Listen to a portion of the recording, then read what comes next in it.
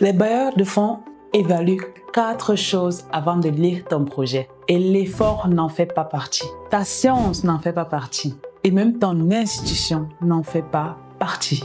Aujourd'hui, je vais t'expliquer les 4 détails que les bailleurs de fonds évaluent et apprécient avant même d'entrer dans le détail de ton application, c'est-à-dire de ton projet de recherche. Je suis certaine qu'au moins un de ces détails va te surprendre, notamment le 4e. Alors reste bien jusqu'à la fin pour découvrir tous les éléments, souvent peu articulés, que les bailleurs de fonds évaluent sans toucher à ton application.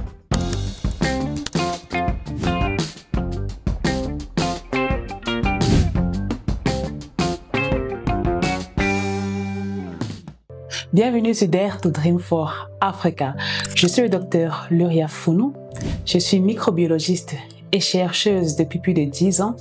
Je suis également experte au point de l'Organisation mondiale de la santé et ancienne boursière Marie Curie. Aujourd'hui, investigatrice principale au Cameroun. Avec DD Africa, ma mission est très simple. T'aider toi, chercheur ou chercheuse africaine, à oser rêver plus grand pour l'Afrique et à devenir le leader scientifique dont l'Afrique a besoin, celui-là qui est financé, visible et reconnu, le tout sans attendre que le système t'en donne la permission. Si tu es nouveau sur cette chaîne, pense bien à t'abonner pour ne rien manquer de mes stratégies, de mes succès et de mes erreurs pour te permettre de devenir le leader scientifique dont l'Afrique a besoin pour sa renaissance. Entrons dans le vif de notre sujet du jour, les 4 critères que les bailleurs de fonds évaluent avant ton application, avant de lire ton projet. Le premier critère, c'est simplement toi, la personne. Avant de lire ton application, avant de lire ton projet, les bailleurs de fonds se posent une question simple mais hautement puissante. Qui es-tu en train de devenir comme chercheur? C'est une question tellement simple, anodine, mais je t'assure qu'elle a son pesant d'or. Elle vaut son pesant d'or. On peut la poser autrement, on peut la poser qu'est-ce qui t'anime le plus ou alors quel est ton aire de recherche. Mais il faudrait que tu saches toi-même ce qu'est ton aire de recherche et que dans ton application, ce soit également défini. Parce que oui, les bailleurs de fonds n'évaluent pas le nombre d'heures de travail, ils évaluent ton niveau d'autonomie réelle, ta capacité à porter une vision claire, ta posture de responsabilité, encore appelée ton leadership, ta crédibilité personnelle, pas seulement celle qu'on voit dans ton CV. Autrement dit, il y a une question encore plus implicite que celle-là. Est-ce que tu es quelqu'un qu'on peut financer à nouveau? Et l'erreur que beaucoup de postdocs ou de jeunes chercheurs commettent actuellement, c'est qu'ils pensent que l'effort ou la qualité scientifique suffiront à te donner les financements ou à compenser une identité floue, alors même que c'est l'identité qui te permet, qui t'ouvre les portes vers les financements.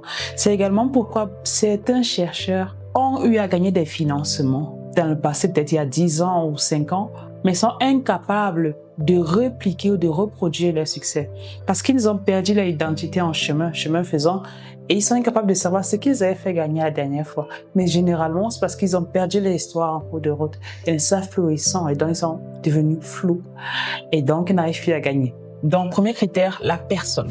Le deuxième critère, c'est ta trajectoire.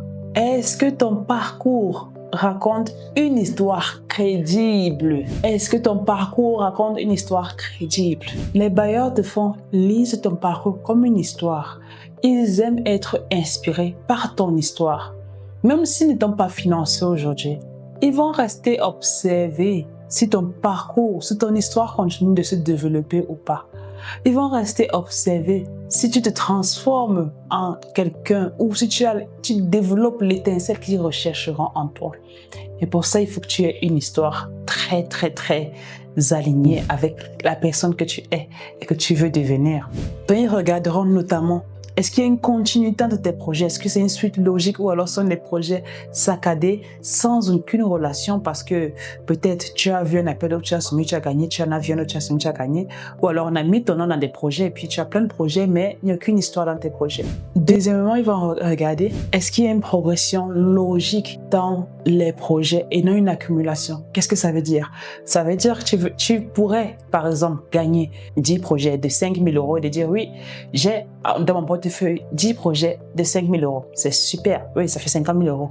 Mais si notre chercheur a un projet de 5 000, puis un projet de 20 000, puis un autre de 100 000, puis un autre de 200 000, même s'il n'en a que 5, le fait qu'il y ait une progression logique entre ces projets, ce chercheur-là est plus crédible que toi aux yeux du bailleur de fonds. Donc, il faudrait qu'il y ait une progression logique dans ta trajectoire et non que tu accumules les choses au même niveau. Il faut que tu ailles te confronter au palier supérieur parce que c'est dans l'inconfort que ta réussite, que ton leadership naît. C'est dans l'inconfort que tu grandis et le bailleur de fonds le sait. Donc, au lieu d'avoir 10 projets de 5 000, il va préférer que quelqu'un ait 3 ou 4 projets de niveaux différents, 5 000, 20 000, 50 000, 100 000, que 10 projets de 5 000. Et enfin, il faudrait également savoir si le projet, c'est une étape claire ou juste un acte isolé. Est-ce que tu t'es levé du jour au lendemain et dit ok, je vais soumettre au projet Wellcome Trust ou au projet EDCTP sans avoir planifié cela à la base, sans savoir où tu vas aussi à la fin. Les bailleurs de fonds veulent toujours qu'il y ait ce qu'on appelle la sustainabilité. Après le projet, qu'est-ce qui se passe? Est-ce que ça continue? Est-ce que tu vas avoir d'autres financements ou d'autres opportunités de générer des revenus pour que ce projet, pour que cet impact-là se perpétue? Tant que tu ne penses pas de cette manière-là, tu ne vas pas gagner les financements. Tu ne gagneras pas les financements. Dans la question implicite qu'ils vont se poser, si on finance ce projet, est-ce que la sustainabilité est claire? Est-ce que l'argent de ce projet va avoir des ripple effects, c'est-à-dire des impacts, des répercussions sur d'autres secteurs ou sur d'autres générations?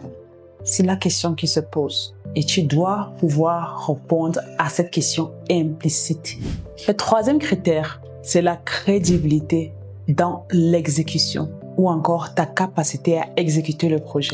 Ici, le bailleur de fonds et tous les examinateurs qui aident le bailleur de fonds dans la prise de décision se demandent, est-ce faisable ici et maintenant par cette personne? Est-ce faisable ici et maintenant par cette personne? Ici, quand je dis ici, ça s'appelle le pays ciblé par le chercheur ou la communauté d'intérêt, mais ils veulent savoir si c'est faisable. Ils vont donc regarder en ce moment l'environnement de travail, tes collaborations, ton accès réel aux ressources, tes preuves d'exécution du travail similaire et enfin la cohérence entre le budget, le timeline ou le calendrier et les ambitions. Parce que parfois, des chercheurs sont trop ambitieux, mais le timeline ou le budget ne permet pas de réaliser l'ambition du projet. Donc, ils veulent vérifier cela également dans ton profil et dans ton application. Et c'est donc pourquoi beaucoup de projets échouent. Non pas par manque d'idées, non pas par manque de qualité, mais parce que l'exécution est fragile. Je n'ai pas dit qu'elle est mauvaise. L'exécution est ou paraît fragile. Ils n'ont pas besoin d'avoir la certitude que tu ne vas pas exécuter. Ils ont juste besoin d'avoir l'impression que tu ne pourras pas exécuter. Et donc, ce qui va les rassurer, qui va rassurer les bailleurs de fonds, c'est la maîtrise.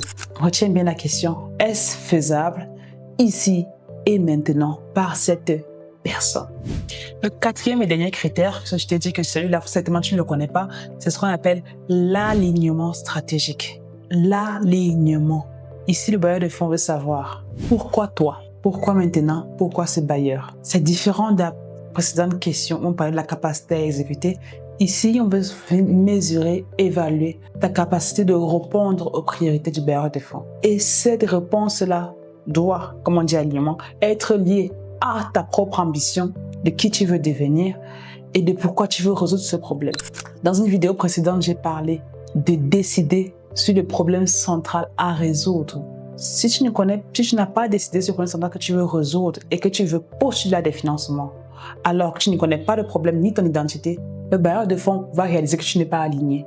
Tu n'es pas aligné déjà avec toi-même et après tu ne seras forcément pas aligné avec lui. Ils veulent sentir que tu comprends leur mandat, leurs priorités et leur rôle dans ta trajectoire. Donc, si tu n'as pas de trajectoire, ils ne pourront pas t'aider. Donc, ils pourront sentir que tu n'es pas aligné avec toi-même, ni avec eux d'ailleurs.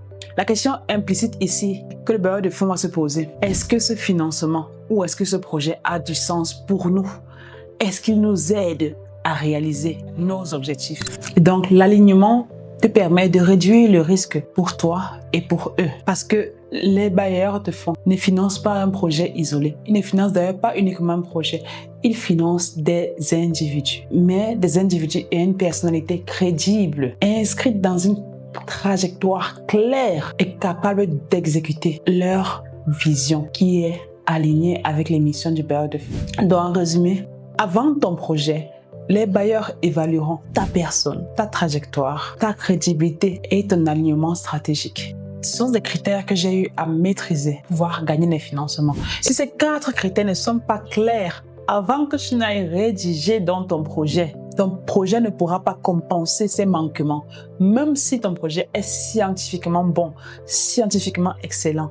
Il ne sera pas finançable parce que le financement vient d'un tout qui n'est pas uniquement le projet, mais qui est le projet, la personne, la place, les collaborateurs, le réseau, tout ce qui fait qu'on te finance. C'est exactement pour ça que dans l'Elite Recherche Accelerator, le programme que j'ai développé, on commence toujours par le module de calibration et de positionnement. Celui-là qui t'aide à clarifier qui tu es comme chercheur, quelle trajectoire tu construis et comment les bailleurs de fonds te perçoivent. Si tu veux travailler ces 4 critères, je te laisse le lien de Elite Recherche Accelerator dans la description qui contient tous les modules nécessaires pour te transformer en leader scientifique.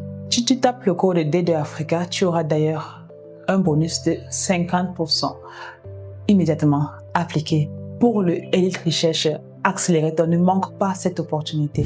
Si cette vidéo t'a plu, n'hésite pas à nous laisser des commentaires ou des likes, ou alors à revoir la vidéo juste ici à côté, ou alors à voir la prochaine vidéo que YouTube te recommande juste ici à côté, et de nous dire si tu as besoin d'autres sujets que tu aimerais qu'on aborde.